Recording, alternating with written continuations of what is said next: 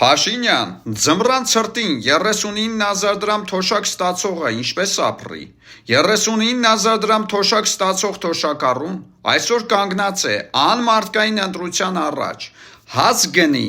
դեղ գնի, կոմունալ վճարի, թե ձմռան ցրտին ջեռուցի տունը, որ չհիվանդանա։ Սա սոցիալական քաղաքականություն չէ, սա գոյատևման պայքար է պետության անտարբեր հայացքների ներքո։ Թոշակառունով տարիներ շարունակ աշխատել է, հարկեր վճարել եւ այս երկրի հիմքն է եղել, այսօր թողնված է մենակ թանկացումների, սառնամանիքի ու հիվանդությունների դեմ։ Մինչդեռ եվրոպական երկրներում գործում է հստակ եւ մարդակենտրոն մոտեցում։ Ձմռան ամիսներին թոշակառուները ստանում են պետական աջակցություն կոմունալ եւ ջեռուցման ծախսերի համար։